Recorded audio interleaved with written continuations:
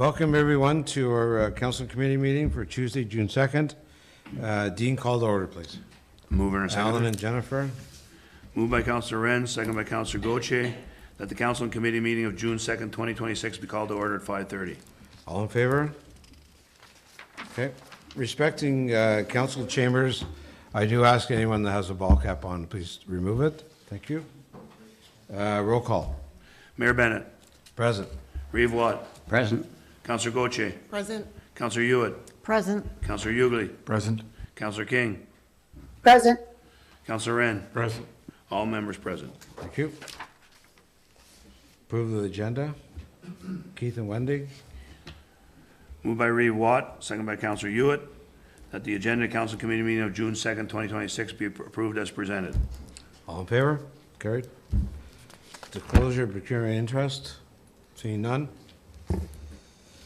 Okay, tonight we get to honor two volunteers that have been at Stafford Park with many hours of dedicated service. First of all, Donnie Peltier, who served 11 years at Stafford Park, and apparently he's retiring, but I heard he had lunch there today, so I doubt that he's going to pull the plug. Grateful recognition of your 11 years of dedicated volunteer service to Stafford Park and the Township of Laurentian Valley. Your pride, commitment, and care for the park have made a lasting impact on the community. Through your daily efforts, you meticulously cared for Stafford Park, always ensuring it was clean, welcoming, and in excellent condition. Your contributions to the park's beautification, including the planting of trees and flowers, and the addition of the book tree, helped create a space enjoyed by so many. Together with your wife, Betty Ann, you also have helped the Stafford Park Euchre program, creating a place for connection and fun. Your legacy will be appreciated for years to come. With sincere appreciation for all you have given to the Township of Laurentian Valley, we want to say thank you.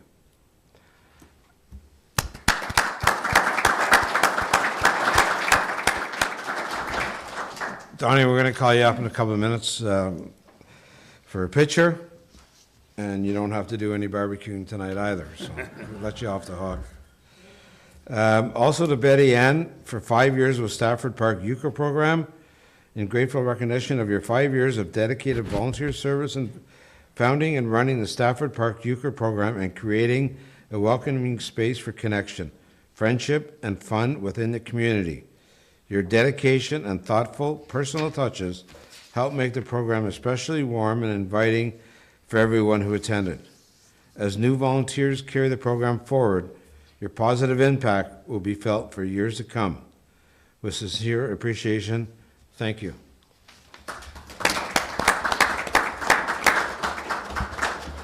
So I'd like to have the two of you come up and have a photo, and I really think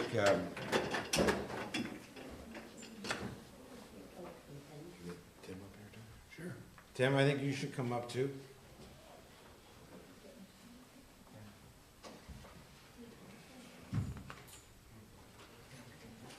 Yeah, come on up to the front. So now that you're retired, is Tim finally gonna be the boss now, or? Come on over here, Betty. Here, like, oh. So here's yours. Certificate of appreciation. This certificate is awarded to Donald Peltier in recognition of 11 years of excellent service to the Township of Laurentian Valley. Thanks, Tim. Thank you.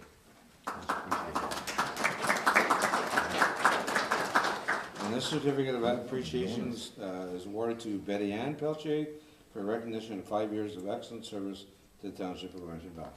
Thanks, Betty. Steve. Come this way, guys. Get from the ridge. Just let myself to be in this. He's done this before. Come on, Tim. Put your certificate out. Oh, yeah, yeah. Hold it like this.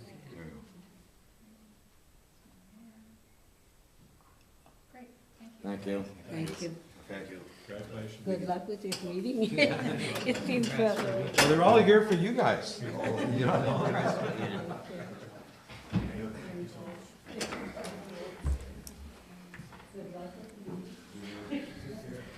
I just wanted to say that volunteer in the municipality is so important that all of our programs can run.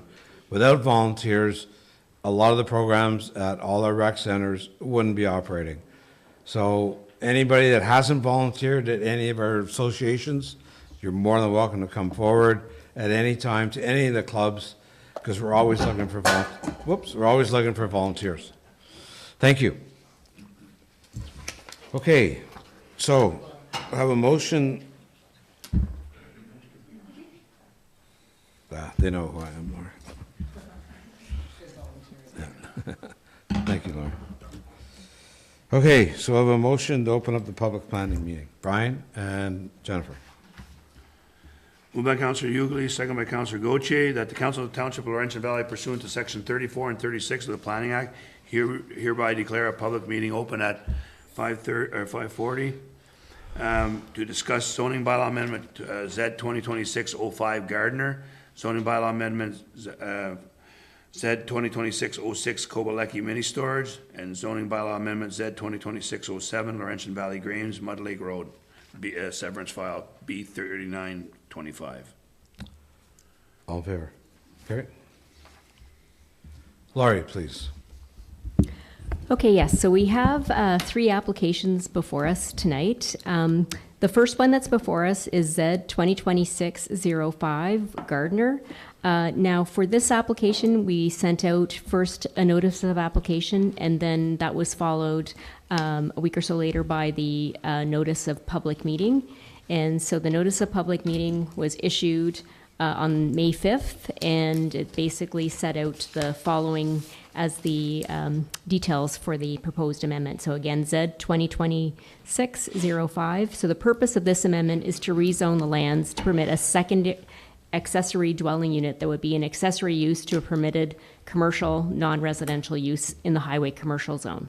So the property owner is proposing to complete a conversion of a second-story addition to an existing commercial building that's at 1240 Pembroke Street East that will continue to have a commercial use below, but add 2 accessory apartment units above.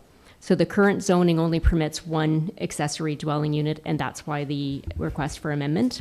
So the effect would be to rezone the subject property from highway commercial to highway commercial exception 31 and create an exception zone with the special provision to permit that second accessory dwelling unit. It should be noted that just as a technical correction that when we sent the notice of application out, we did reference highway commercial exception 30 zone, and we realized that we would be duplicating another exception. So through the current proposed exception number would be 31. So again, the lands are known municipally as 1240 Pembroke Street East, which is also Provincial Highway 148, and located within Part Lot 17, concession to the geographic Township of Pembroke. Again, copies of all the information supporting the application are available at the Township office for review at any time during our office hours or by contacting the Township office. And again, this is the opportunity for anybody to make comments either supporting or with concerns or opposition related to this application.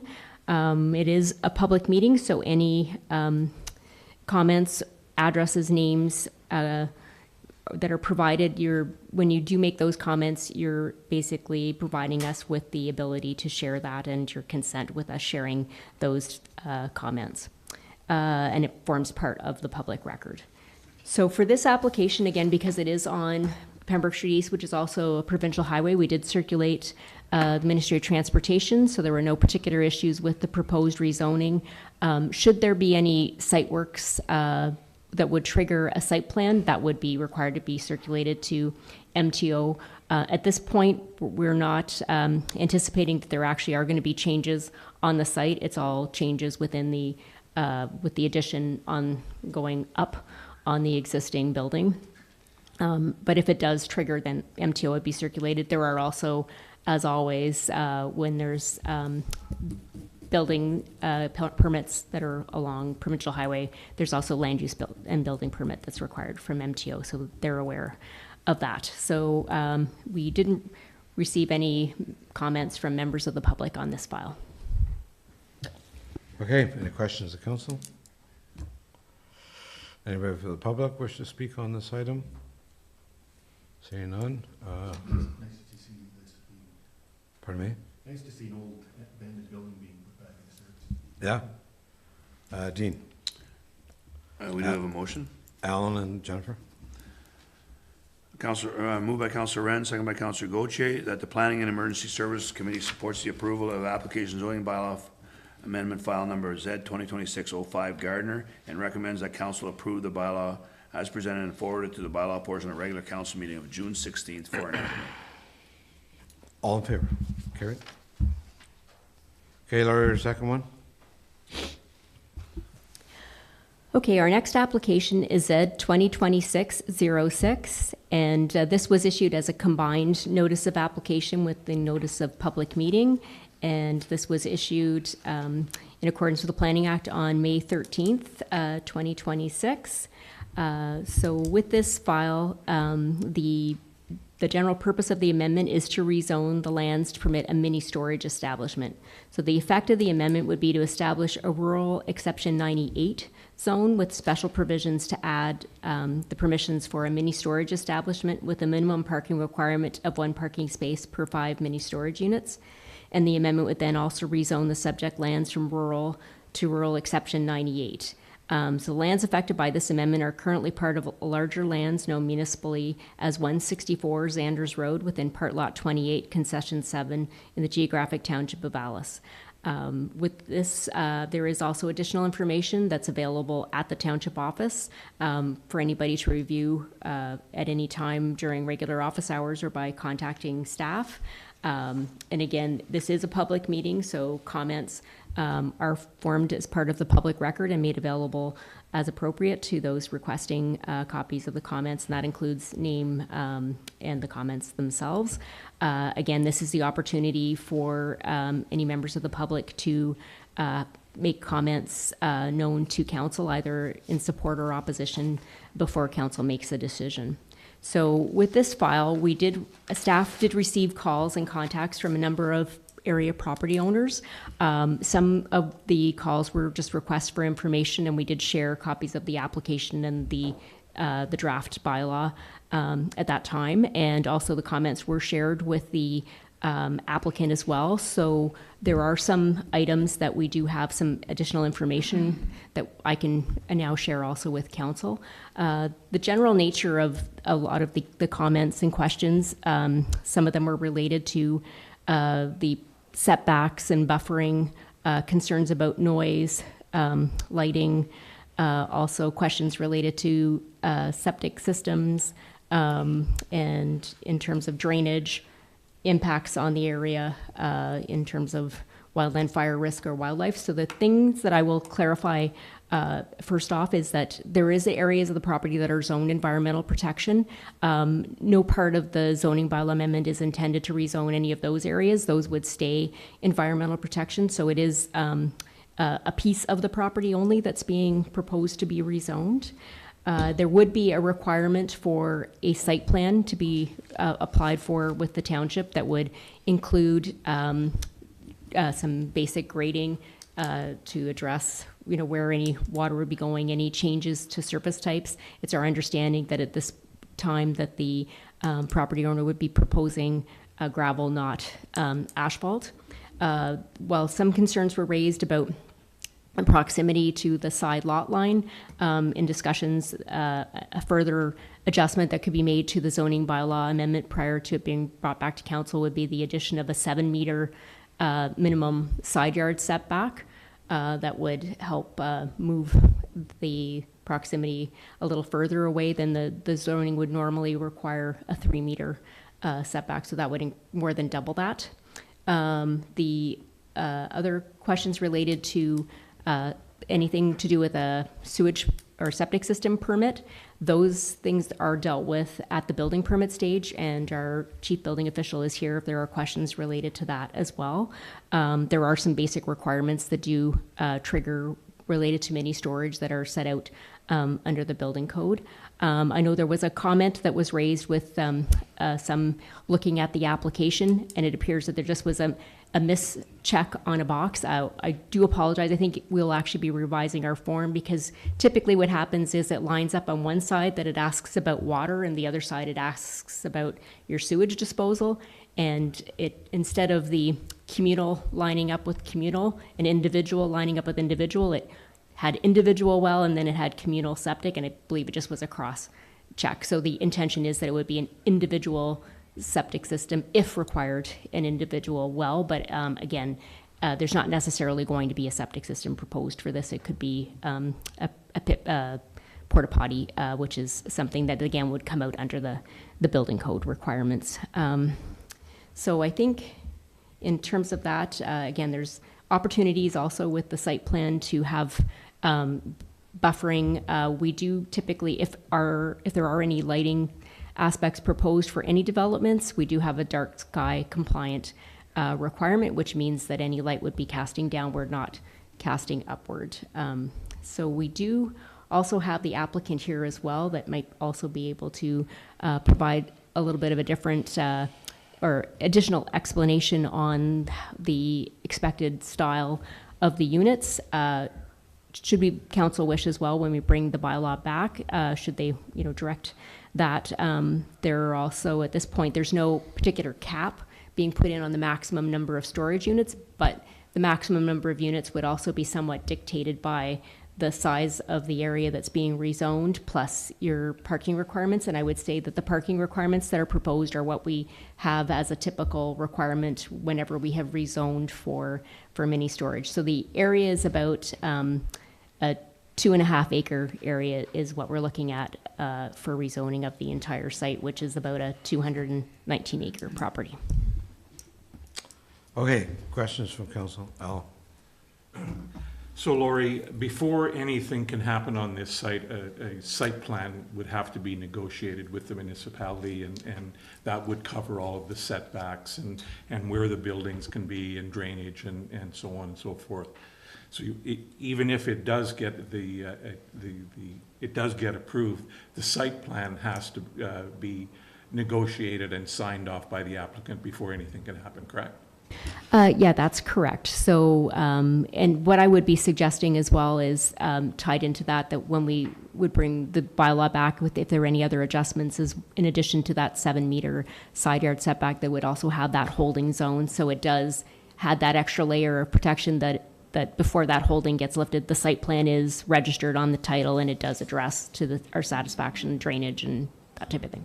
And just a second on that, so that would take into account all of the comments from neighbors, from agencies or whatever, how the site plan would be developed, correct? Yes, so that's what we would do in the supplemental report would also, so that it's also clear for the applicant, is in setting out what those conditions are to remove the holding symbol, it would be clear on what particular items would need to be shown on the site plan, and anything that could be captured in the zoning, like the 7 meters setback, we would recommend that actually in the bylaw as well. Thank you. Laurie, I'm kind of confused as to, there's no maximum amount of storage units permitted on the property? I don't quite get that. Well, there wasn't, in the application, it didn't specify a maximum, so typically we don't necessarily put a maximum in the zoning, but that's something that could be used if that provides, addresses some of the concerns, that we could put a cap on the maximum number. Now, again, it is a little bit of a function of how many buildings you could fit with the setbacks and with the your laneways and your parking. So that will limit it somewhat, but that is something that could be requested of the applicant to provide as well. So the site plan will come back to council with the drawings as to how many units are on there, and we can say, no, that's too many, or not? So the way that it works now is the site plan is, when the Planning Act was changed by the province, it's a delegated function. So the site plan itself won't come back to council. So that's where anything that council would want to see, we would have to set that out in the zoning, and then the conditions to remove the holding, and then at a staff level, we would review and ensure that that complies with that before we would issue that site plan approval. So again, we can work on that to bring back in the supplementary report to establish a maximum number. At a basic discussion with the applicant, the thought was that at most there would be 8 buildings, and that 8 buildings, there could be about 20 units, because again, some of the styles of them, you can be compartmentalizing them up in different ways, but certainly Mr. Kopelecki might be able to shed a little bit more light on his thoughts about that as well, too. Is there any thought about the height of them? Typically, you don't see them very high. So our zoning bylaw, the current rural zone does not put a cap on that height. And one thing we did note is in the application, again, there was a question about a 2-meter height. Just, it seems to have been just a conversion error. So the thought was that they would be on average about 3 meters high, as opposed to looking at conversions between feet and meters. And typically, at a storage unit, we don't see a septic system, we see porta potty, right? But that, again, will be addressed in the site plan. Yes, and I think, again, we do have Brett Miller, our chief building official here, and he did take a look at that section of the building code, so he might be able to give you a little bit of context for that if council wishes. Sure. Go ahead, Brett. Okay, so it will depend on the building plans themselves. If there's proposed office space / employees, it will require a system. If it's to be unstaffed, they have the option of chemical toilets, porta potties, allowing access to existing buildings that have services. So there are some options there, but nothing is, an on-site sewage treatment system isn't mandatory unless it's staffed and there's an office space. Okay. Thanks, Brett. Alan? So Brett, even a porta potty is not required. So the way the building code is written is if there are no water and sewer services available, they don't have to be provided. Typically, we ask for 1 porta potty. It's somewhat over and above, but it is a sign of good faith, if nothing else. You know, nature calls, and especially when you're in a rural spot, it's just kind of standard practice to have 1. So Laurie, then that could be considered in the site plan. Yes, and that location could be shown on there as well. Thank you. Keith, please. Laurie, your note says that from the barn, 105 meters to which the storage units are. Is that correct? Yes, now that might shift a little bit further away if we're going to move it to the 7 meters, but that was to the lot line. So that was another question, and I apologize, I should have addressed that as well, that did come up, was related to the minimum distance separation from the horse barn. So our chief building official and myself, we did review, and he did do the calculations for minimum distance separation, which is guidelines that are set out by the Ministry of Agriculture and Food related to setbacks from buildings that contain livestock. So we were aware that it was horses, so that's where it did provide that calculation, which basically from where the horse barn is, it brought it right to the property line. So there's not an issue with MDS, notwithstanding that the horses could be outside as well, but the measurements are from where they're housed, which is the barn. Okay, so I think that answers my second question. The house was severed together with where the land is going to be for the storage units. But that 105 meter does not affect his residence. Yeah, so at this point, there's just a potential for a severance application to be filed, but it wouldn't affect that because that house is further away. And if there was, say, even a secondary dwelling unit or another kind of dwelling to be constructed, those would always still have to be calculations done at those times to make sure that a building permit is not issued that would be closer than the MDS would allow. So that doesn't stop that. Typically, Laurie, is there hours of operation of a storage unit, or is it 24/7? Again, per our township bylaws, generally speaking, it's our noise bylaws that we would look to so that it's that any business doesn't create noise outside of nuisance hours. like in terms of nighttime or that type of thing. We don't have a specific dictation for businesses with hours of operation currently that applies generally to different business types. So the answer is yes or no? That would be decided in the, That we don't have a bylaw that specifically speaks to business openings and closings, other than, the regular provincial retail bylaw that specifies like Christmas Day, for example. But when it comes to hours of operation, it would be more an issue that would be covered by our noise bylaw, that certain activities can't occur outside of certain hours that create certain noise. so basically 7 a.m. to 11 p.m. kind of thing, or 9 p.m. Sorry? Right. So For other no than activity. Sunday, it would be, 11 PM till 7 AM. Okay. Okay, and I guess one of the biggest issues is lighting, and again, that will be determined when and if it gets that far to a site plan? Yeah, lighting, if there is any lighting proposed, it would have to be shown on a site plan, and it would have to be dark sky compliant, which is that it casts downwards and it doesn't spill up into the sky. Okay. So, anything more from council right now? Wendy? I just want to make sure that I'm understanding correctly. So it's about 2.6 acres, and you said 8 separate buildings could be there? Did I understand that right?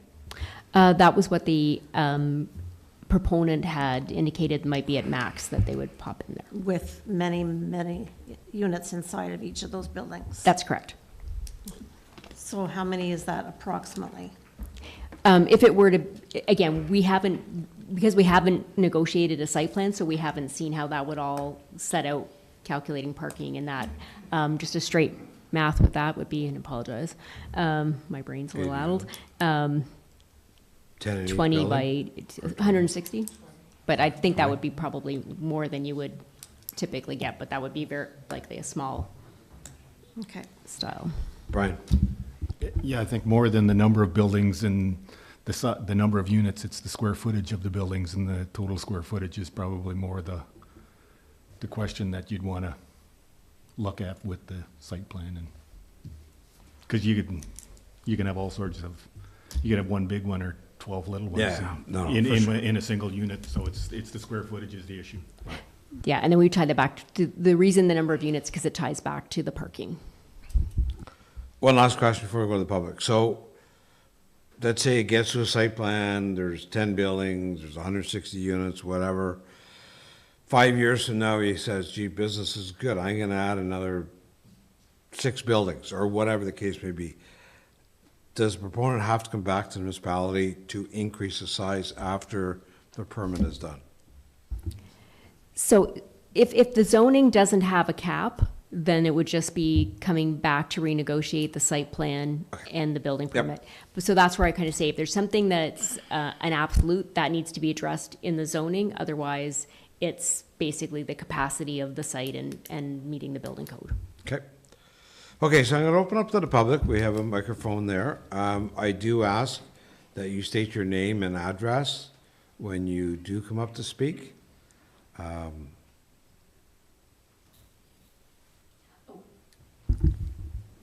Laura, you can speak first. Sorry, apologize for that. I'm not sure if, I do know that the applicant is here as well, in case Mr. Kobalecki, if you'd want him to provide any of the additional information, or if you'd like him to go after the, I think maybe after the fact, if that's all right. So, does anybody want to speak? Hi, Okay. I'm Brenda Jameson. We live at 199 Sanders Road. Oh, okay, hold on. Sorry, 1 second. The microphone. I think so. I'm Brenda Jameson, and I got Okay. big feedback here.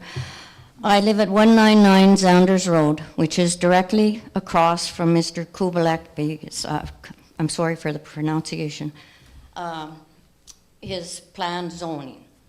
So I have, and our whole neighborhood has extreme concerns. But I'm going to start with the concerns that I'd like addressed, and then I would like to give you some facts that I feel should be addressed as well. So I'm more concerned about this being considered spot zoning I really think I have a case for that. And there'll be more traffic on our road and taxpayers' expense to repave it for common use. We're worried of security, control of what's stored in these units, well water, we're all on well water. Lighting is a big concern, because even as of now, we get a light into our bedroom from over there. Hours of operation, I think you're talking about a bylaw, but I don't think you have anything really specific down. So we're definitely concerned about your hours of operation. The cleanliness and upkeep, that's a big concern. And will porta potties be on site? And will people relieve themselves wherever they want to when they unload their property? I've worked in construction. I've seen it. I know it happens. Lots of walkers on the road, and I'd like to know, we even have people from the B-line come down walking on our road because they feel safer on our road than they do on the B-line. And I know that for a fact. Drawing is not to scale. I think you've discussed that, so I don't, but we do want and need an engineered drawing, as their drawing appears to be severing two properties right now. Since the units will be set on, and I'm assuming concrete, because how else do you bolt them down? They need to be bolted to something. So I believe they'll be set on concrete pads. And the remaining area, will it be asphalt or gravel? I'm not sure if I caught that, but I'm unsure of that. And will this also allow boats and trailers? And the public owned and operated communal septic system, I just heard Laurie say that she believes that that was an error on his part when she filled out the application, or when Mr. Kubelecki filled out the application.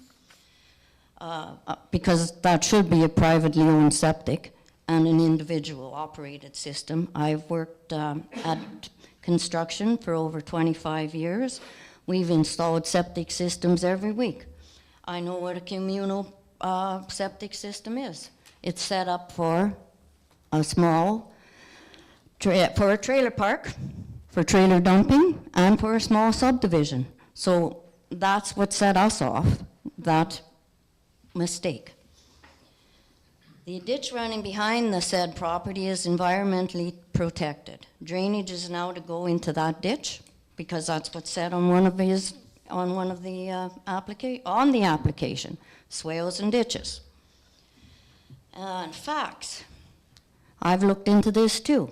Our homes will go down in value. Our taxes won't go down, but our homes will go down in value. There's a significant amount of odds and ends there already on this property. It's starting to create a little bit of an eyesore, suggesting these units would also be unkept. It's not compatible, many storage units are not compatible with the existing residential character of our neighborhood. Our neighborhood, our road is one of the prettiest little side roads there is in this township. And it's not what we want there, and it doesn't be compatible with what is there. Extra traffic and road safety, water runoff and ground contamination, noise and light pollution, very low tax value for you people to tax it. It's very low tax value. You'd be better off with a house there. And I'm not quite finished, but I'm getting there. I just want to elaborate a bit on spot zoning. Spot zoning is a rezoning of a small parcel of land to permit a use that is incompatible with the surrounding properties. The proposed zoning creates noise, traffic, and fumes, and severely will harm the residential nature of this area. And spot zoning primarily benefits one property owner rather than serving the public welfare. I was going to speak to you about the septic system, but if that truly was an error, I don't think I have to. But I will say I've never, in the whole time we've done septic systems when I worked in construction, we've never put in a communal system. So, and like I said, and the fact is that these systems are used for proposed small trailer parks and subdivisions. And I believe that's what, and I have petition signed from many people. The only people on our side road that did not sign it were people we could not get a hold of, that were out of, so I think I have a good amount of people standing behind us.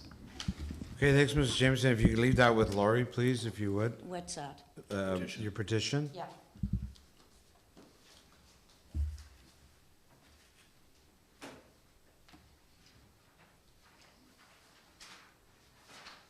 Actually, Judy, a couple of people got a few more, so there's on that page. And this page. Oh, and a couple of the people that have signed it. You have to use the mic if you don't mind, sorry. Sorry. And a couple of people that have signed the petition, these people are mostly they are from Zanders Road, but the other people that have signed it, their property abuts it from the other side, and the other one lady, she lives on Beeline, but her property also comes back out onto Zanders Road. So I believe it's kind of made clear on the petition itself, but if not, you can call me. Okay. All right? Thank you very much. All right. Anybody else wishes to speak? Please come forward.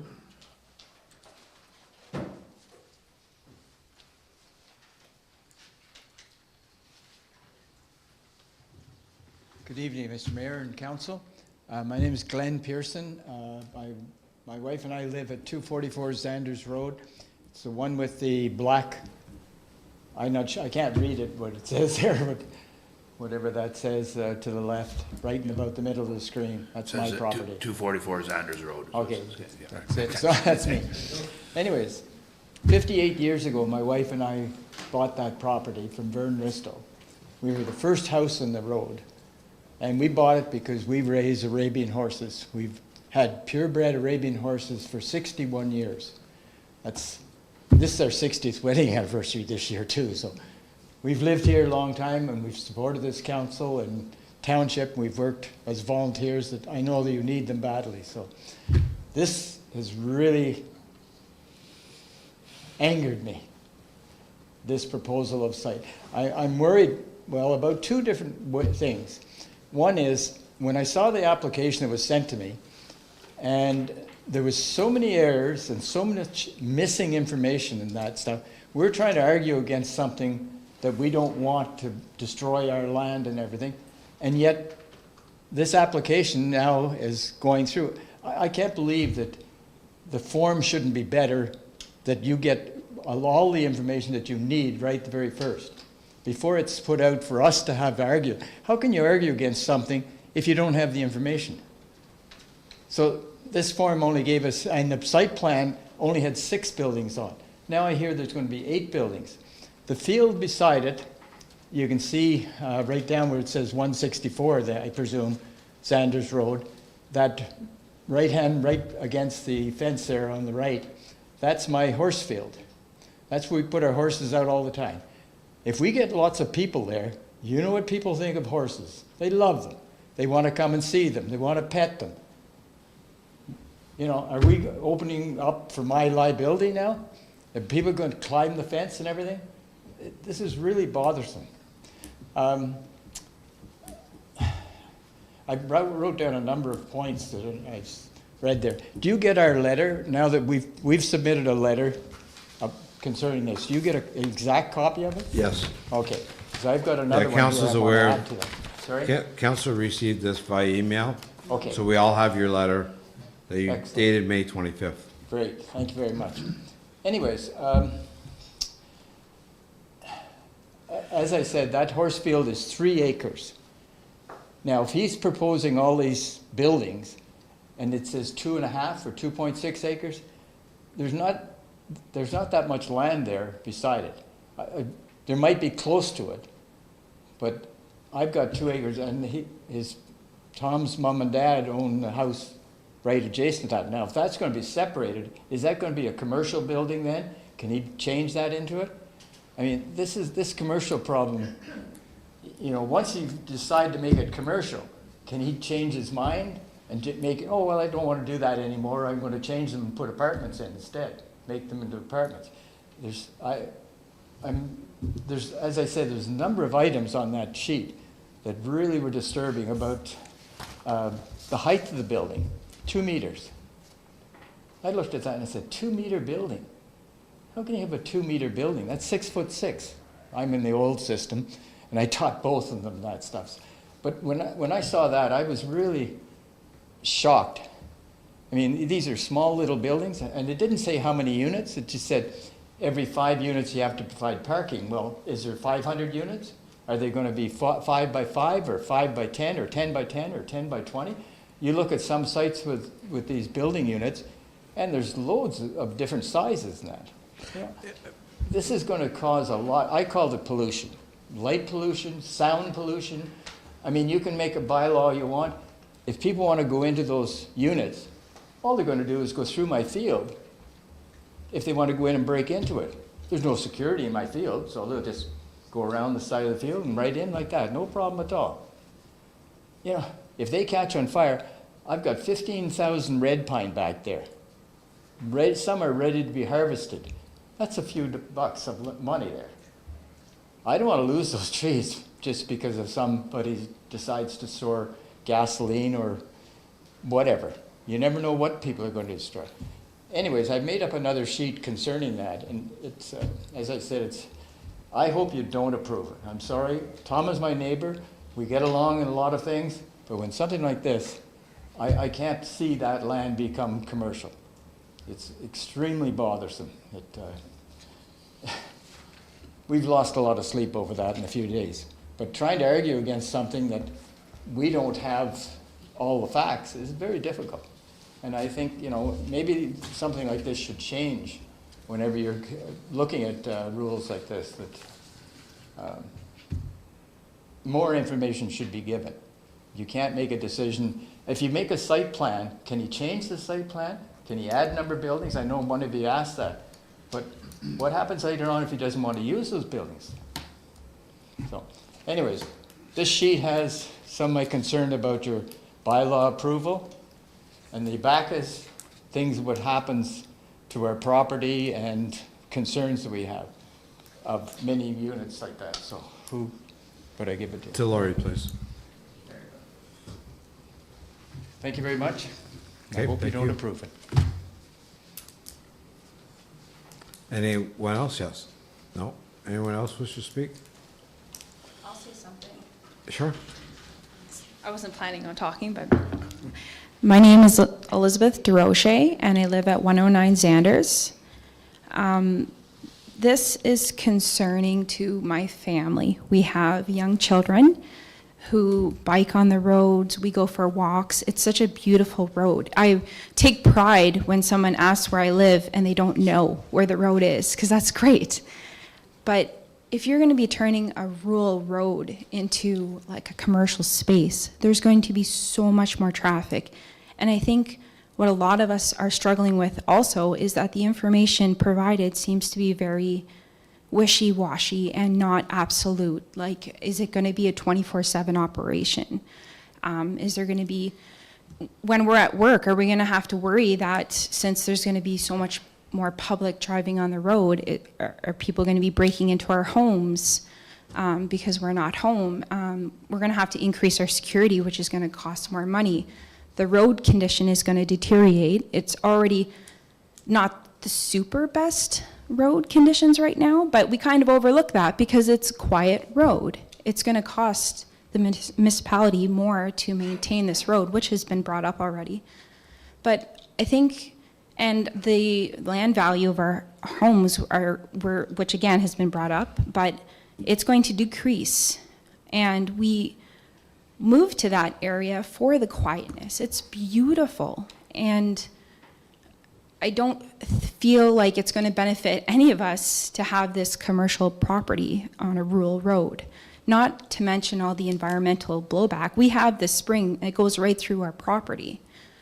But my biggest concern is the traffic. Like, the kids get on and off the bus at the end of our driveway. We love that. We don't have to worry about cars blowing through, you know, when the bus stops. And like, it just, because it's a quiet road, the kids are safe.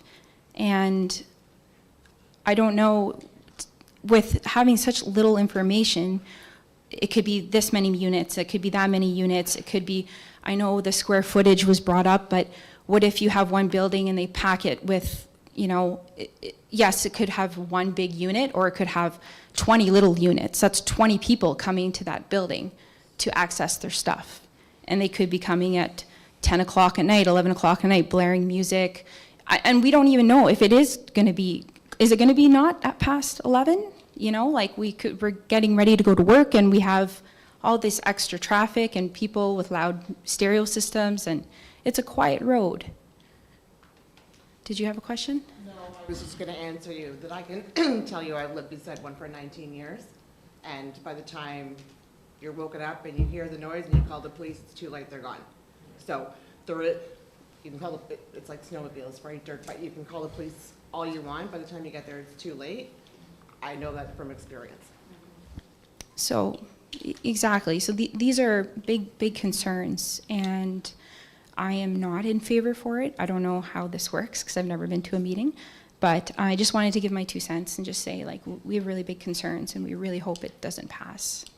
So, thanks for listening. Okay, thank you. Okay.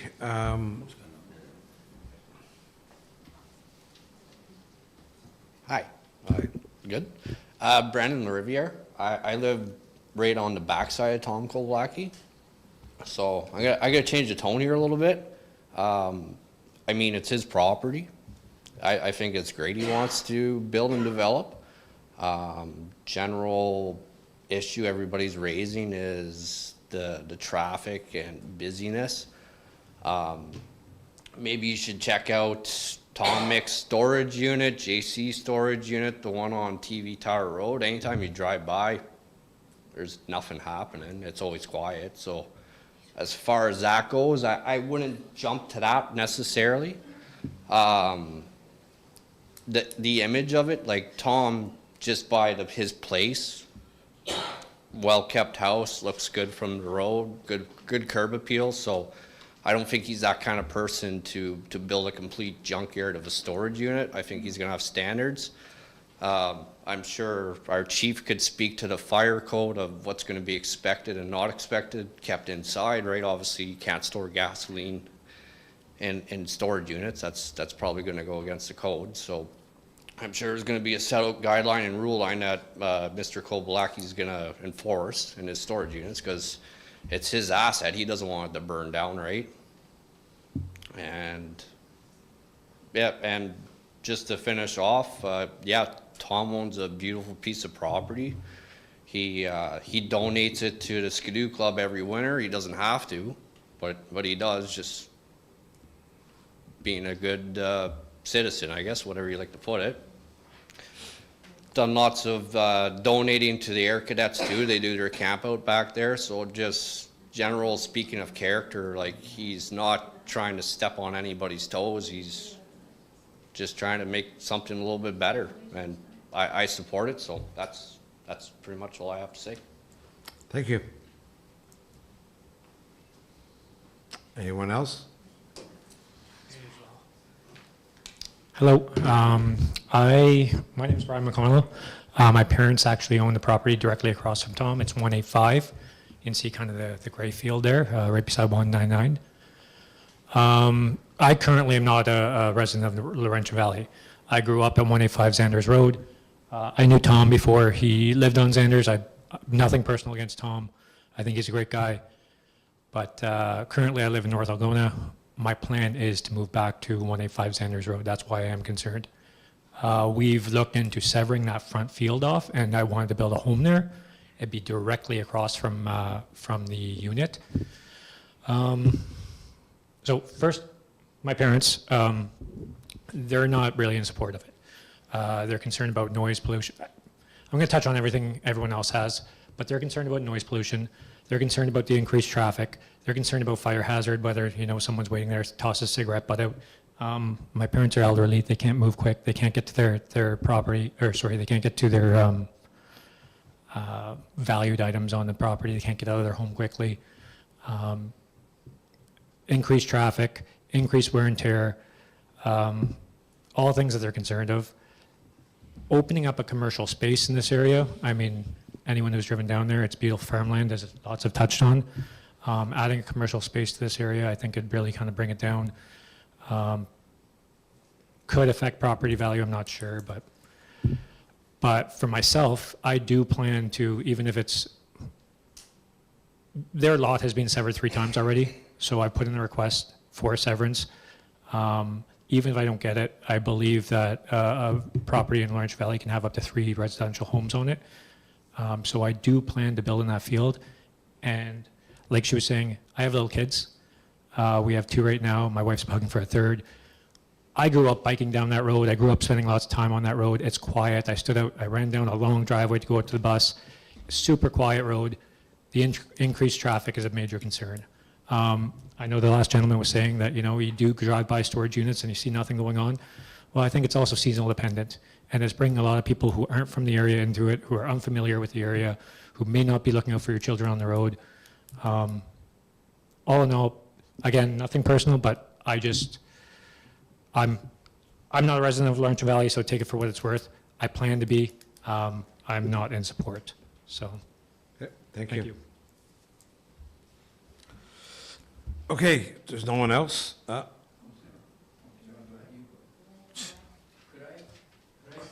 add one point that I forgot? Well, I guess, yeah, come on.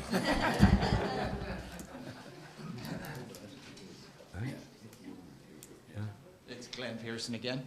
Anyways, as I said, I was there for 58 years. 3 years in the last 58 years, we've had flooding in our field. It was full of water.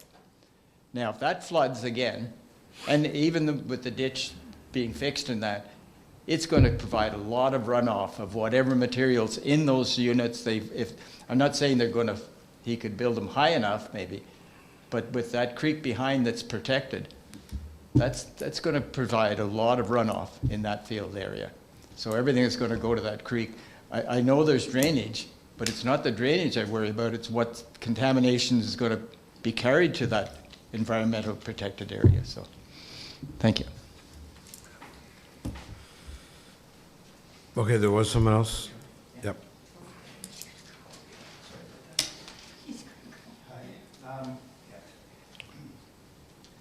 My name is Troy Pearson. I'm from 244 Zanders Road, the property beside the proposal. From experience, I've actually been to storage units in the past, and you can stay in them all night if you can get away with it. It was not my unit, but I went to someone's place, and about his place was the unit.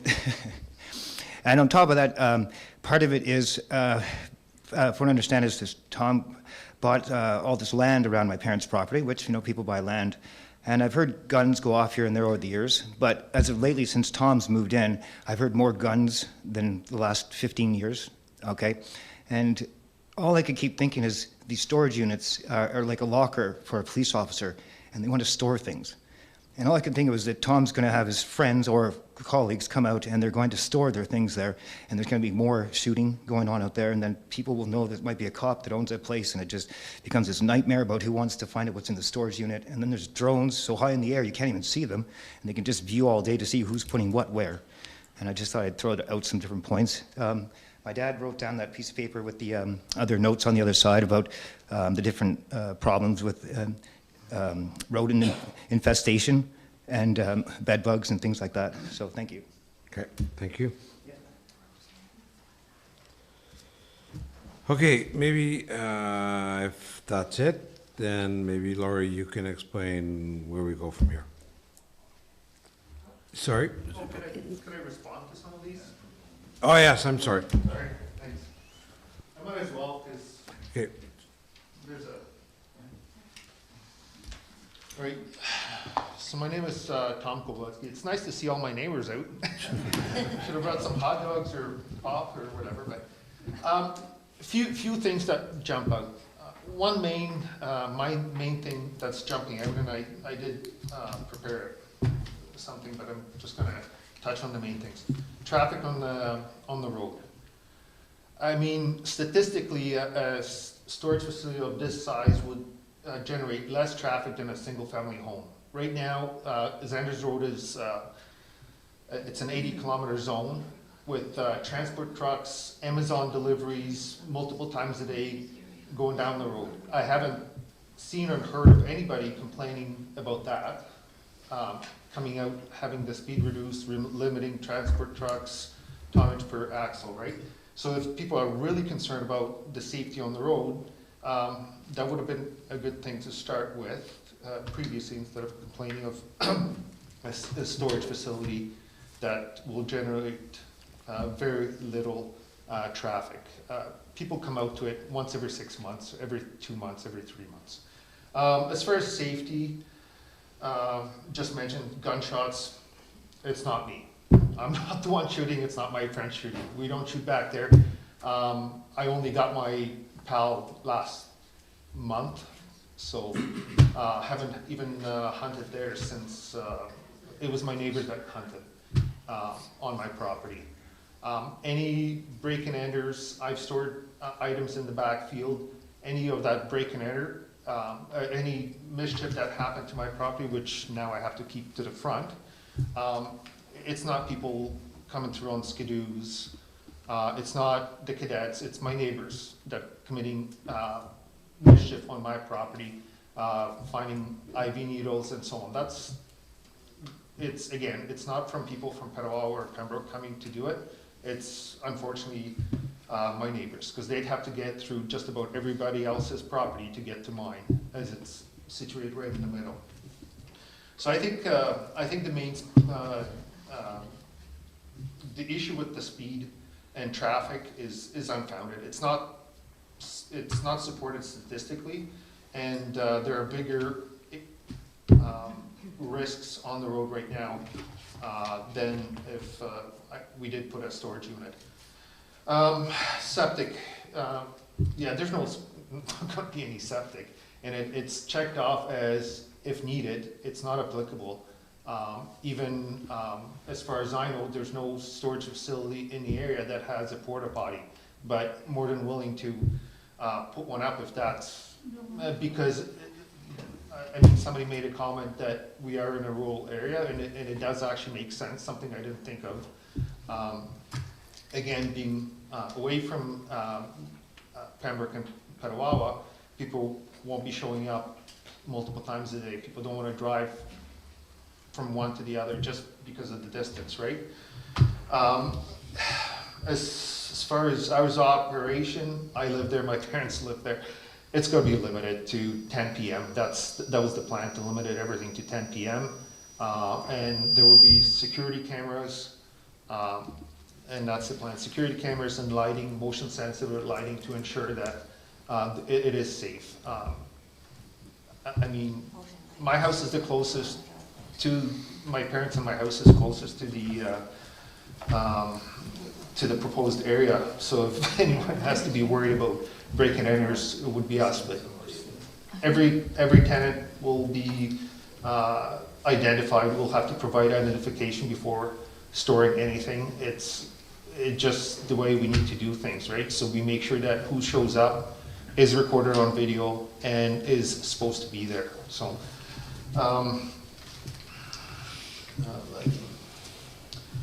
yeah, as somebody mentioned that there's lots of stuff in the yard. Yeah, there is in that section right now. There's building materials that I'm storing. Again, I can't store it in the lean-to in the back because it'll get damaged or stolen. I do have a lot of trailers, and I have some equipment, snow blower, and some other equipment that I'm storing there. So building material, building supplies for another project that should be starting soon, and some project cars that friends of mine asked me to store because they have no other area place to store them. So with storage units, I can rent them a storage unit just to store their projects.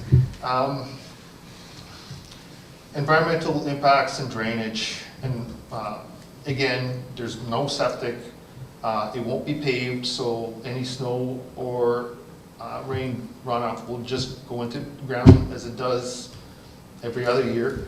There'll be limitations on idling, to not allow idling, no vehicle repair in the area. So in the units, there will not be electricity in the units, other than for exterior lighting, so not even interior lighting, so which will limit people doing anything of, as Mr. Pearson mentioned, living in one. So that won't be an option. Again, video surveillance will prevent that as well. The height was, that was my bad. 8 feet is really the interior height. Again, the actual facility itself will be managed by a local property management company that are Laurentian Valley residents and own the business in Laurentian Valley. We are not doing the, kit garages. They will be framed with materials from local businesses by local tradesmen. So again, creates jobs and value to the community.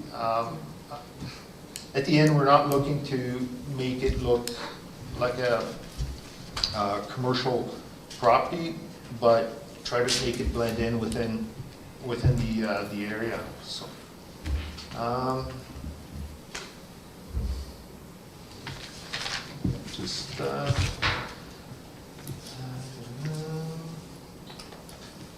Yeah, and again, it's up to 2.6 acres, less than 3 acres out of 218 acres. And a lot of that will be by parking, which obviously it's a requirement, but people pull up to their unit and put their stuff in and leave. I'm not sure why parking's required, because it's not a place for hanging out, but if it is, we'll allow for that. So that's going to take away 1 every 5 units.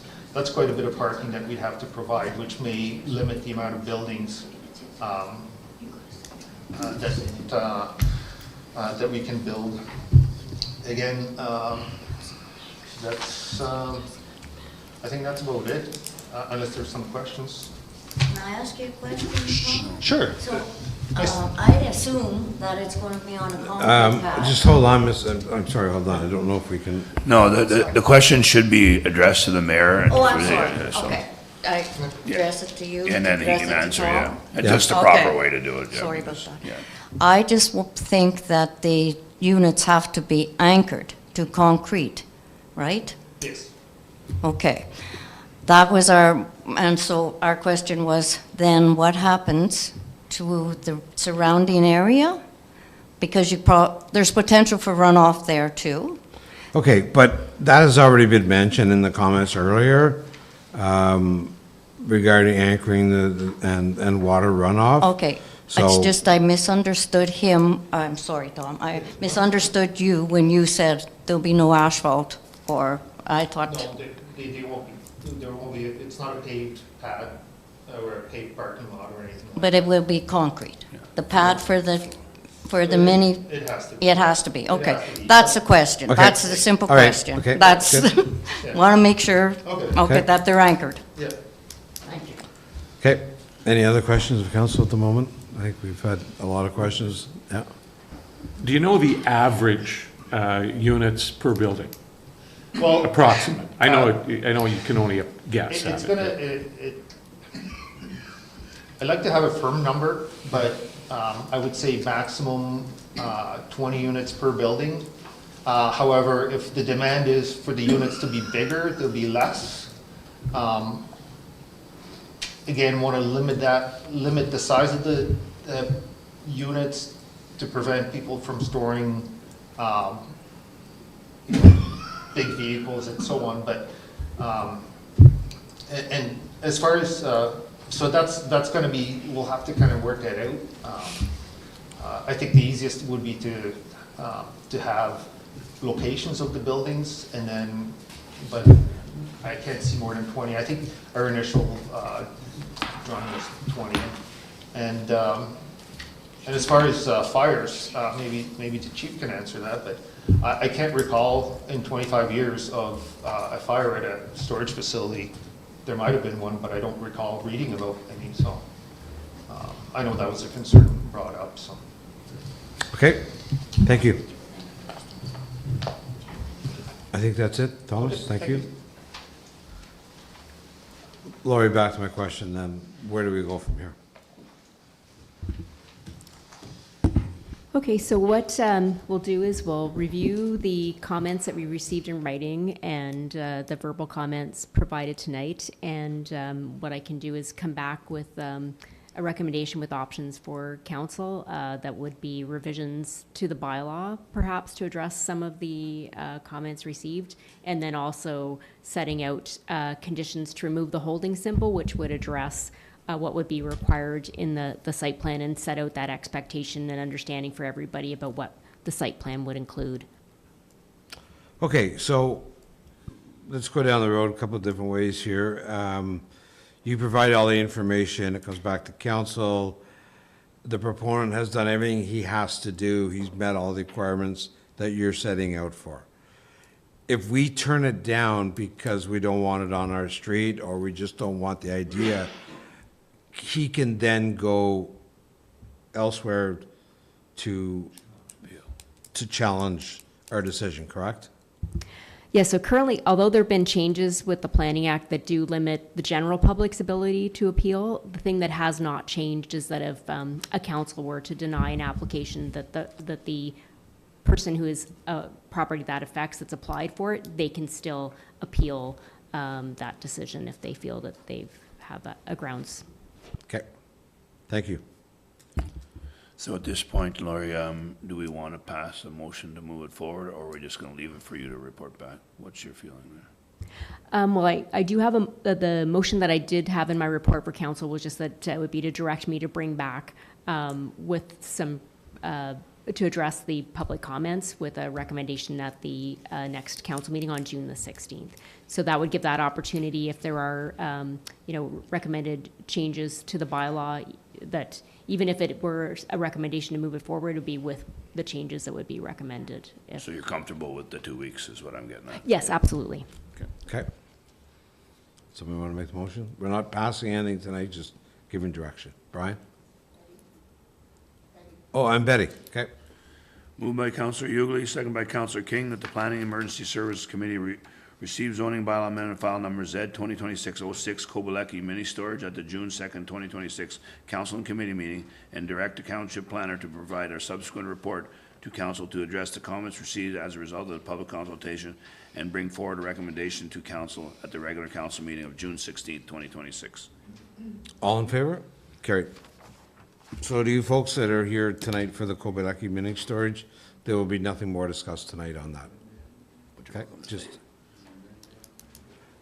sorry, 1 second, Laurie. Just a quick reminder, most of you, I think, were here when I was mentioning at the beginning that there is a board, if you do wish to receive a notice of a future decision of council, that there is a sign-in board to sign if you've not done so.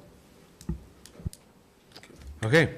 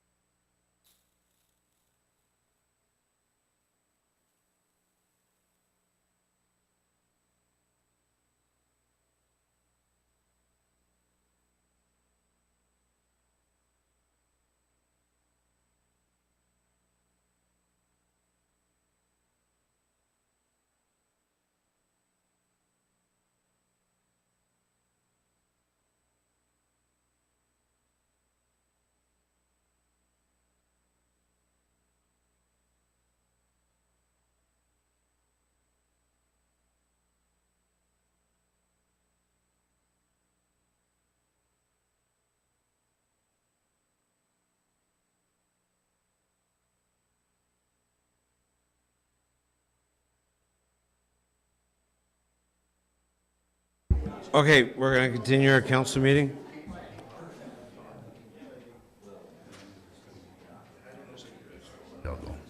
So Laurie, do you want to speak regarding the third application? Okay, so our final zoning bylaw amendment application tonight that's before council is application file Z 2026-07. Again, this was issued as a notice of application as well as the notice of public meeting and was issued on the 13th day of May in accordance with the requirements of the Planning Act. So the description for this amendment is as follows, that the purpose of the amendment is to facilitate the severance of a surplus farm dwelling with an existing barn located at 55 Mud Lake Road, and this is from an existing agricultural land area where the retained lands will be used for agriculture but prohibited from residential uses. The new proposed lot sizes are also required to be recognized in the amendment, all to satisfy conditions of consent approval, County of Renfrew Land Division Committee application file number B3925, and the conditions are due to the property being located on lands required to be designated agriculture per the PPS, the Provincial Planning Statement. So then the effect of this amendment is to establish an agriculture exception 32 zone for the proposed retained lot with a provision that would prohibit the residential uses and establish a minimum lot frontage for other uses of 130 meters and to rezone the retained lot from agriculture to agriculture exception 32. The amendment would also establish an agriculture exception 33 zone for the proposed severed lot to establish minimum lot area for other uses of 1.67 hectares and a minimum lot frontage of 140 meters for other uses, and to rezone the severed lot, which is 55 Mud Lake Road, from agriculture to agriculture exception 33. So again, the property, it's bounded by Mud Lake Road and Robinson Road and located within Part Lot 6, Concession 1 in the geographic township of Pembroke. Again, materials in support of the application are available for inspection at the township office during regular office hours or by contacting staff. And again, this is the opportunity for any members of the public who want to make comments either supporting or in opposition of the application to make those comments known.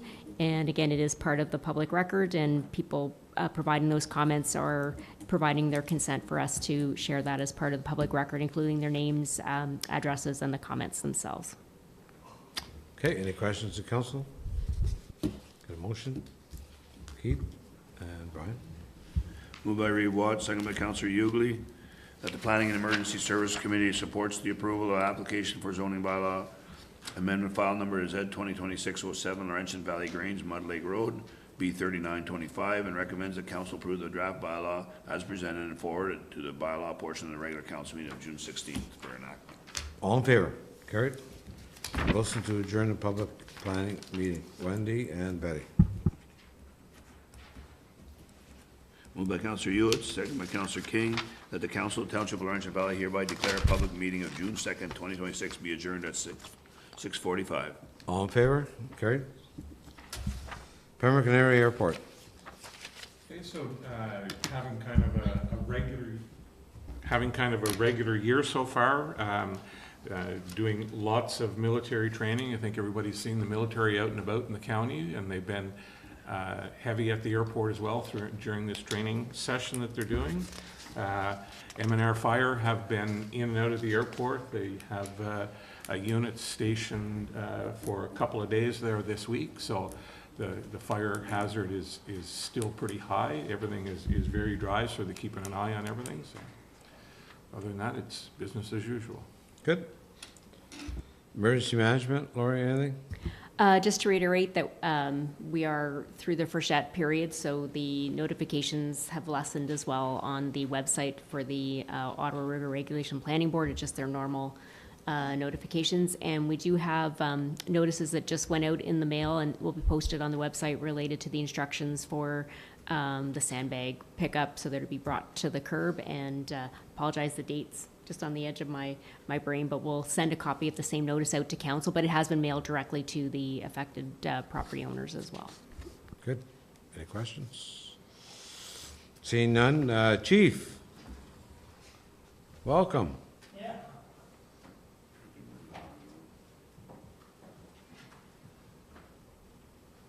We got to see your newest addition vehicle to the department. It looks great. His limousine. His limousine. your guys, firefighters are very proud of it, so it's good to see that. Yeah, thank you people for it, for supporting us the way you do, because it's turned out quite well. I mean, I have to thank Betty for helping us getting across the border, and Annie, and I think Dean got a few more gray hairs working with me on buying a truck again. It's your last truck. But no, it's turned out well so far, so. Good. So good, yeah.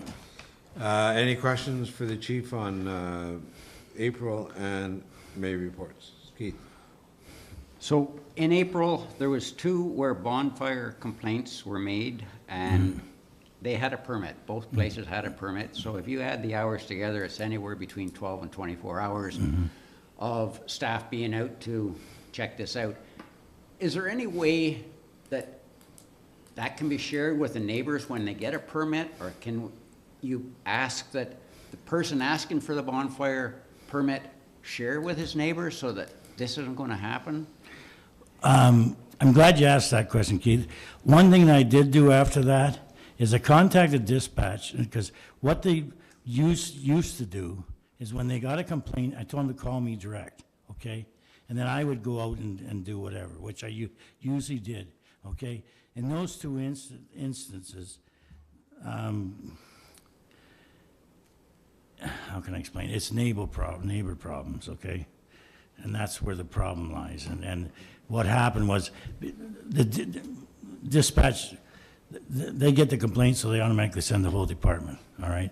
So or the shift on call. So I called them after those and said, look, you get those complaints, just call me direct, I'll take care of it. Instead of having everybody go out, I'll just go and see the people, or I'll grab one guy and go, so at least there's 2 of us. But, because, yeah, those are,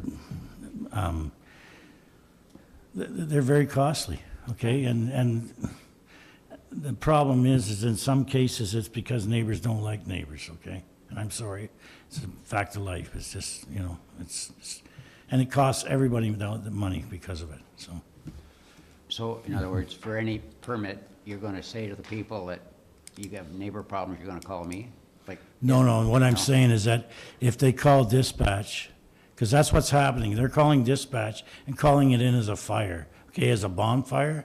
So then, of course, automatically dispatch sends out the crew, okay? So what I'm saying, when dispatch what I told dispatch, when you get the call, you just call me direct. Like my phone, obviously, I have it 24 hours a day. You call me direct and tell me the problem, and I'll go and take care of it myself, so that we don't have to, because it used to work that way, okay, but what happens, obviously, news people on and stuff like that, and so I have to reiterate, I'm getting every spring that this is the way we want to handle it, because it doesn't make any sense to send them trucks out there.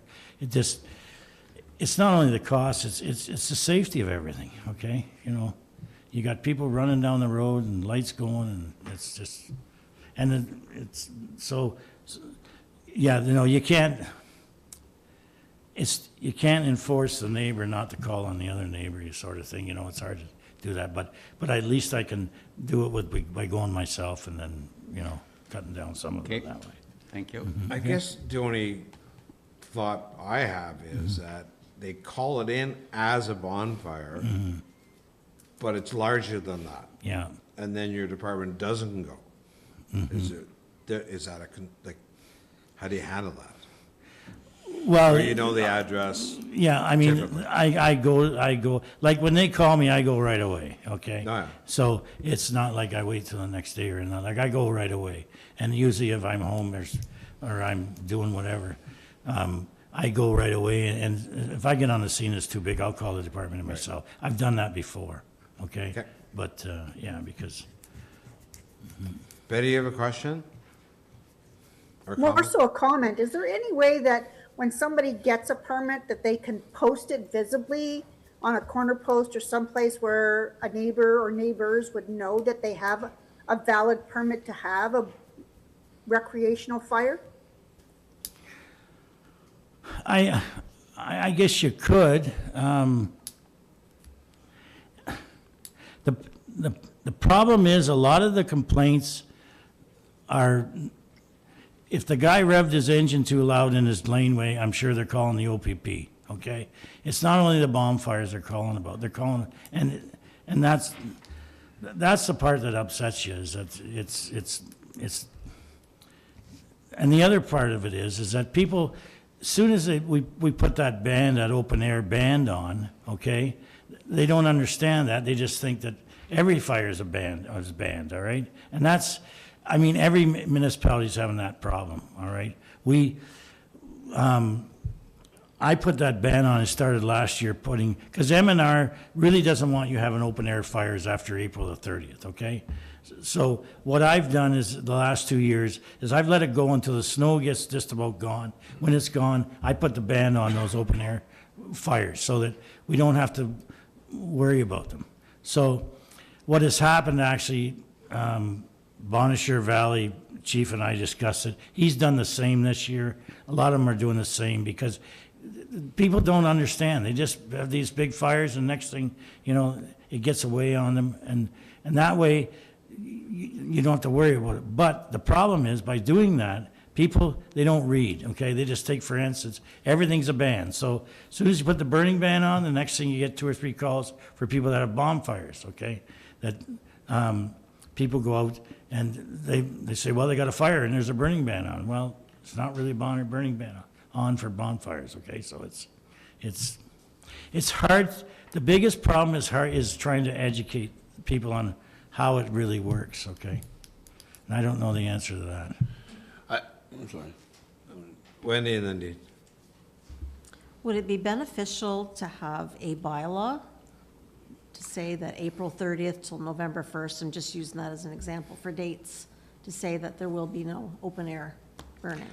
I don't think so, because the thing is that you don't know when the snow is going to leave, okay?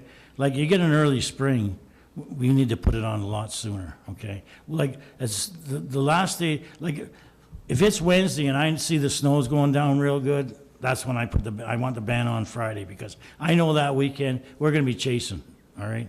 Because there's always somebody. So, no, I don't think we can nail it down to a day. I mean, M&R has, but, I mean, we have to, like, on the other side of the coin, you get a late spring and there's a farmer who wants to burn a pile, at least he can still burn the pile, okay?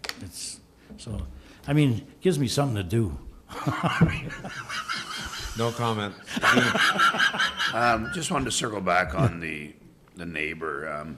We got to realize, like, the permit itself has nothing to do with that process, because even if the resident has a permit, they're calling for 2 reasons. One is they're, you know, upset at their neighbor as one reason, or the second is they're fearful for themselves. With the fire, you know, it's up and the wind's blowing it towards their house, they're fearful. So in that case, the call has to come in, we need to respond. Whether the permit's on the door, on the wall, or they know they have a permit, it doesn't matter. Those are 2 reasons. It's unfortunate the first one is not the reason to call, but again, you know, we can't figure out what the reason is, so we need to respond. Unfortunately, it's just our role. Now, the thing is, when we get there, then, you know, the fire department can do its job, saying, you know, you weren't following. First of all, do you have a permit? Yes, I do. Well, you're not following the rules, and that's where we can kind of either bring them into line, or if they were following the rules and it just was a wrong call, then that's the price of doing business, unfortunately. Jennifer? So the open air is the same amount for the entire year, but you don't plan on having that open air back on till the snow flies? Exactly, yeah.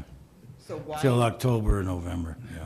Why do we have that on? No, the open air is not the 1 fee a year. It's you pay the fee once, but you have to report it in every time you need to come in and say it's only good for a 5-day window. So they got to come in and redo it. I'm going to do these 5-day window, or I'm going to do You don't that pay again. You don't pay You again. only pay once, But yeah. you got to come in and make an application every time you want to burn. Gotcha. Not like where the recreational one is 1 fee and you're just running it all year till you're told that it's a ban. Yeah. Any other questions or comments from council? Tim, do you have anything you want to add? No, not at the moment. I think that's enough for now. Obviously, you see, we've been busy, and, I mean, since that report I made last week, I took the weekend off, and they all decided to burn everything. So, I mean, last Friday, we had 8 calls plus MVC within like 4 or 5 hours. That's with the wind, eh? With that wind, yeah. And that's another thing now. Last Tuesday, we had another call out way up where hydro lines are getting blown down with the trees, because of course, you know, they're not trimming the trees along the lines anymore. So now the lines are burning, and now they're burning the bush. And I mean, last Tuesday was the same thing. There was 4 or 5 departments all out at the same time, and I mean, one thing that is, we're still looking at a way, and then actually we have a meeting next week, and I've talked to a couple of chiefs about, somehow we have to charge back some of this to the hydro, okay? Because, I mean, there's way too much. It's you know. So is the tree cutting stopped, or is it only by request? I think it's been cut back, like it's just cut. They don't do the trimming like they used to, you know, so it's. And they can't spray anymore either, so. No, and that's the other thing. So, you know, it's a catch-22. You can't, like that one on Maves Road, it was 50 meters from Crown land, you know. If it had to happen the next little piece, that'd be a Crown problem, but. Another thing I'm gonna mention that has come up, and I mean, I've never seen this before, but we've had 3 people now in the last 2 weeks, after fighting these fires, come down with rashes, different rashes, okay?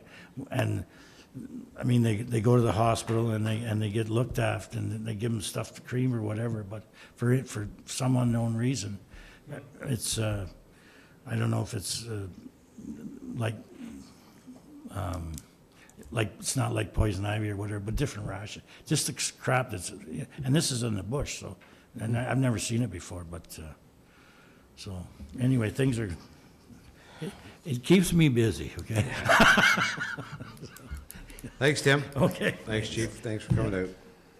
Animal control, anything, questions for Dean on that? Just to add to that, just on a side note, the housing of animals contract is due, and Laurie's been working at it, and we will be putting that out. We have committed to our 2 subsequent years on the contract, so we will be kind of going to an RFP to see if that is possible to kind of, well, to solicit proposals anyway, I guess is the best way to put it. Right now, we are with the OSPCA, which have given us great service, so we'll just see if we can negotiate with them, or well, wait for their proposal and see if there's anybody else still apply as well, but that'll be going forward.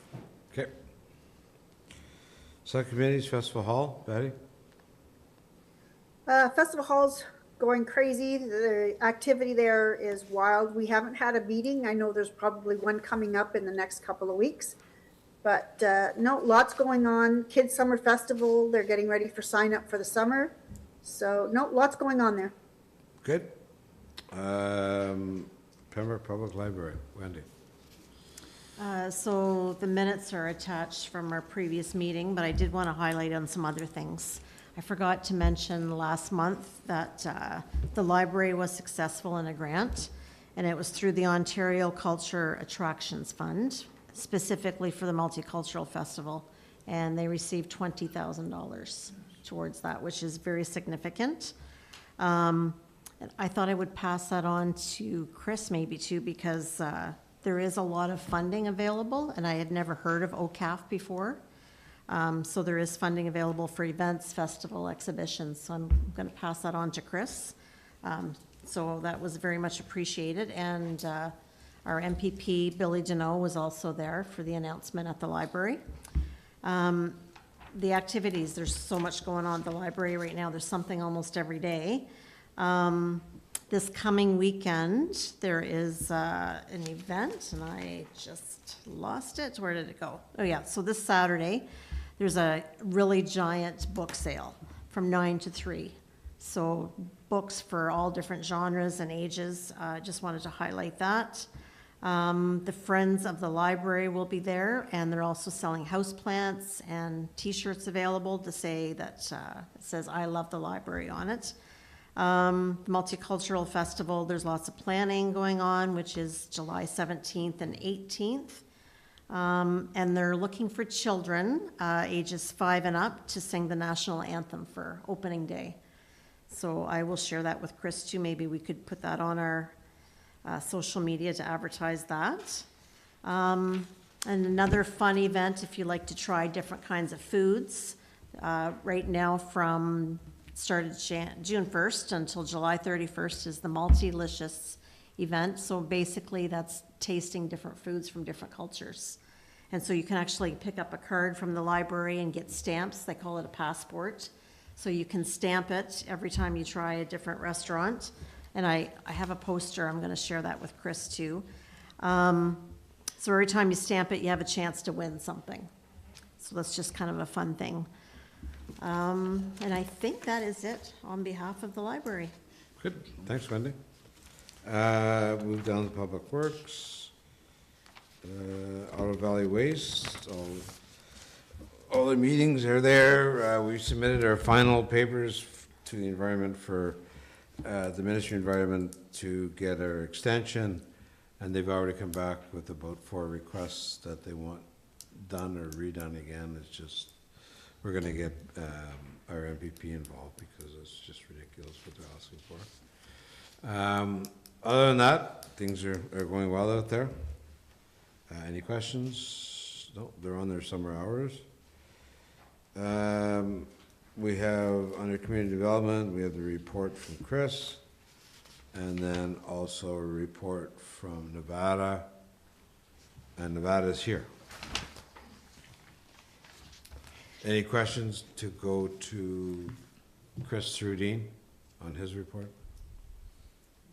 See none? Nevada, you're up. Okay, I just wanted to bring a few things to your attention. So the few capital projects in rec that I'm working on are underway. We're upgrading the playground surfacing at Forest Lee Park, so contractor was hired for that, Hamilton Hollage, and then to address a drainage issue in the parking lot at Shady Nook, Hamilton Hollage was also awarded that project, and then to upgrade a furnace at Shady Nook,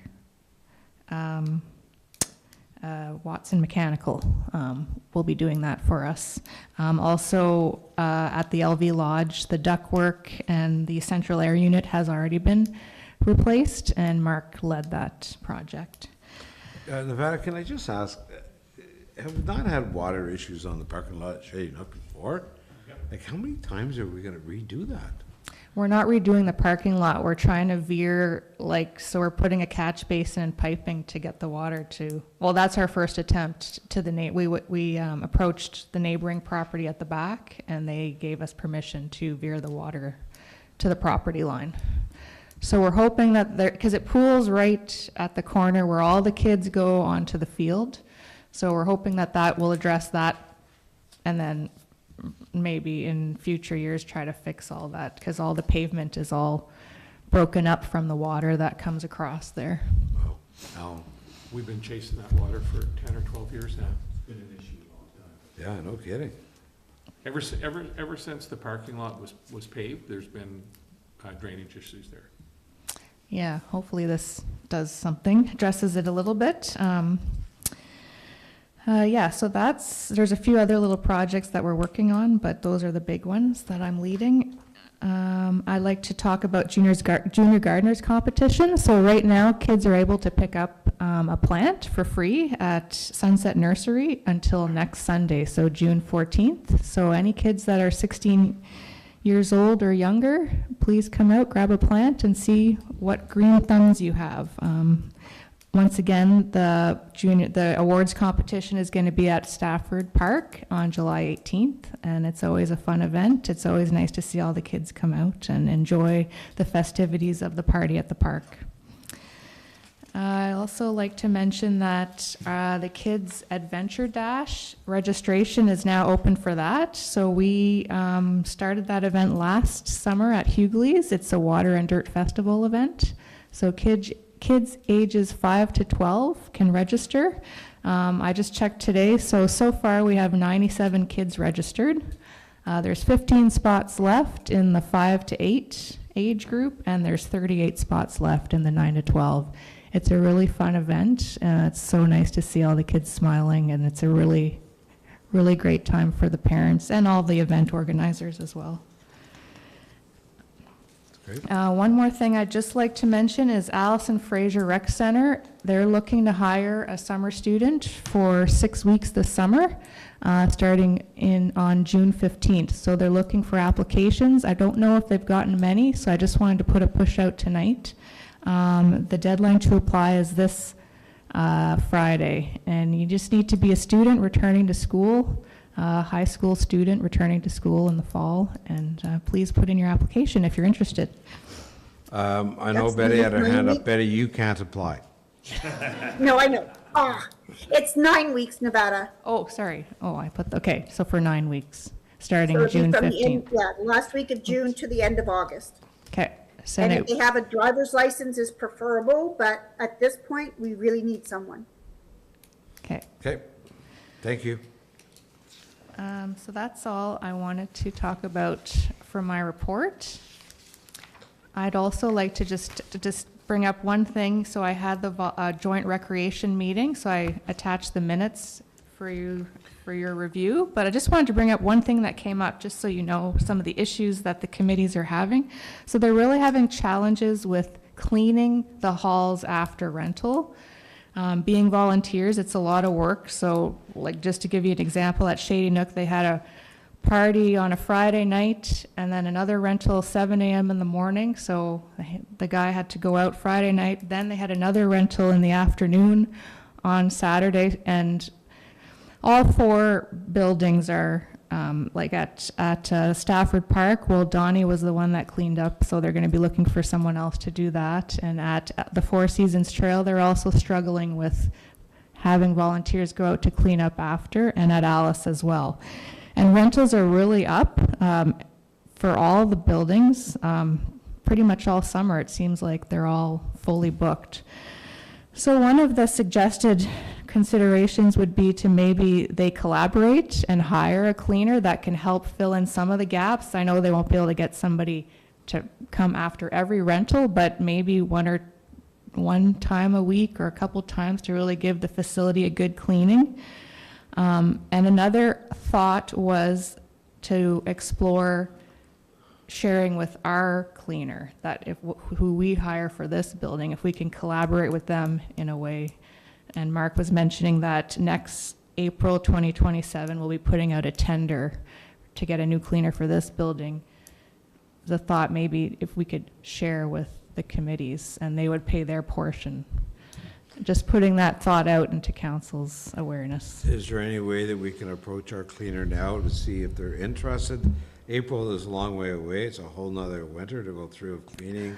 And From I know my what the understanding, we're her last cleaning job. I mean, we could ask if she wanted to do it till April, but come April, we'll be tendering anyway, so I think there's a thought. No, I understand that. I'm just wondering if there's any way to, like I'm part of the Four Seasons, and it's a pain to have to, volunteers going back in after they volunteered on the trail or they did this.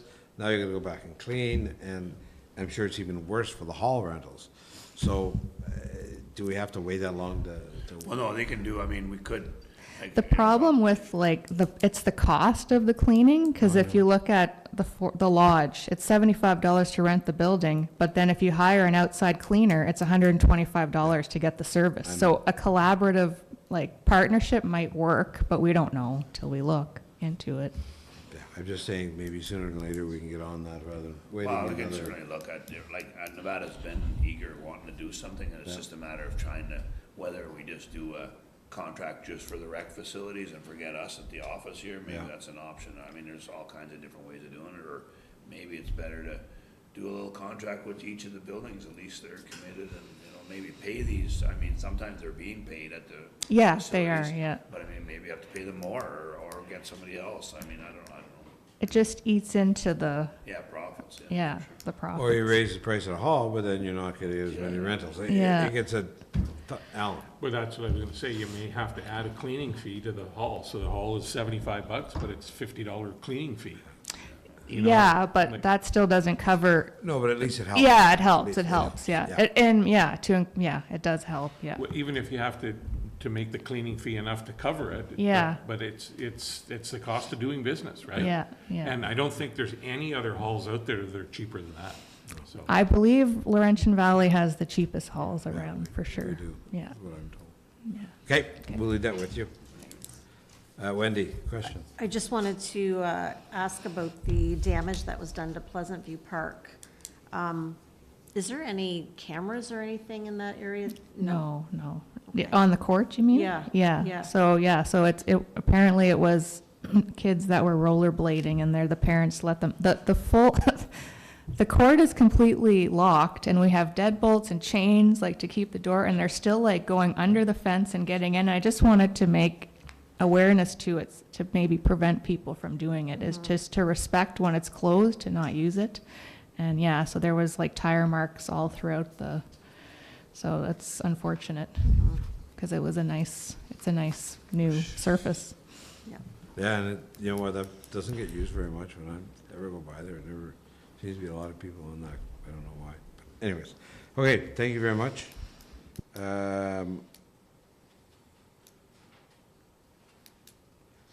Friends of the Table. So I have some stats from the last month. Overall, we had 803 users, and 691 were ambulatory, 82 were wheelchairs, and so that's for a total of 773. We had 50 attendants, we had 9 no-shows, and 37 cancels. And overall, the numbers were down, specifically because we have 6 regular clients that use it, probably 3 to 5 times a week. And due to illness, none of them were able to attend. So that's quite a few rides, so that's why the ridership was down. But we do have. Still a lot of people. Oh, it's still a lot of people, yeah. Yeah, it's doing very well. And we also did get our new bus just recently and just got the decals on it. And there will be a photo opportunity with our MPP on Friday. Okay. Shane? We had a meeting last night. Soccer's underway and off to a good start. 415, I think, people registered for soccer, so it's up and running and going. Hall rentals are really strong for June and July. Just about every day of a weekend is booked at this point. And the association is really excited about maybe getting that parking lot drainage looked after. It's been a long time coming, so good. Good. Alison Fraser? Patty? We've got all kids ball, adult ball, ladies ball, all kicked off after the long weekend. Everything's going well. We've got a bunch of schools coming in for baseball tournaments starting next week, which we're excited to see that coming in. Same as Shady Nook, our hall rentals are up this year, doing very, very well. Thank you, Nevada, for bringing that job posting forward, because we really do need somebody before the end of June. It's part of the Student Summer Grant Program, so I have to get all that information into them as soon as possible. So crossing my fingers and hoping we get somebody before the end of the month. And as far as drainage goes, I understand drainage has been an issue at Shady Nook, but we've had a drainage issue at Allison Fraser for many, many years. So when can we get our drainage problem put on the books? Changing the subject, Betty, when you have the ball tournaments for kids, is the canteen open during the day? Yes, they are. Oh, it is. Okay. Volunteers, yeah, we've got Debbie Lubitz, one of our volunteers, our treasurer. During the week, she runs the canteen during the week for us, and her husband and uncle run the barbecue. So they have hamburgers, hot dogs available, as well as a full canteen during these school events. Great. I've been out there, and there's been a lot of kids, so it's good. Okay, Forest Lee, Keith. I have nothing to report. Pleasant View? Other than what's already been brought up, Yep. Nothing at this point. Stafford, Jennifer? Nevada already ruined that one for me too. Okay. And Four Seasons Trail, there's nothing really going on. They're trying to get that disc golf going. Actually, we do have a meeting next week, so. The Reeves Report, County Council summary is there for your reading. Keith, any other comments, or you're good? Okay. Council acknowledgements. Wendy? I just want to thank Chris Neff for kind of heading the doctor recruitment showcasing of our county, this region. I know that's where he is tonight again. I was able to go out with him last week and had an opportunity to sit with several of them and just chat about the reasons why they should move to Laurentian Valley and work in this area, and it was a really wonderful opportunity. And I also want to thank Councillor Hoogley for opening up his business, and that's where we started and we ended the ride, and they were very impressed with the area. And so, thank you, Councillor Hoogley, for what you did too. That's good, Wynn. I'm glad you went. I wasn't able to make it last week, but being at various functions before, I heard it went off very well. Sabine did send an email thanking everyone that participated, so it's always good. You never know, you get 1, 2 doctors. Sabine on today's run. Yes, Yeah, she's okay, on it. good. Can I just make a comment? I'm just gonna encourage how everybody might know, but tomorrow, the actual 2026 AORS trade show is in Petawawa, Yes. which we're well involved in and setting up and working at it. I understand it's quite a turnout, so encourage you all to maybe take a run up there and spend a couple hours if you can. I think it'll be good. I think it's gonna be a great show, and hopefully hopefully everybody can get a piece of it and enjoy it, so. I was talking to Chris Mantha yesterday, and there's over 200 booths that are sold out. Yeah. Said it's gonna be just wild. Yeah. Be great. It's good for anybody, right? Sure, It's anybody not can go, just yeah. council members or whoever, it's completely open to the public, there's no cost to get in, and, yeah, for sure. Okay. Okay, anything else? Seeing none, I get a motion to go in closed. Jennifer and Alan?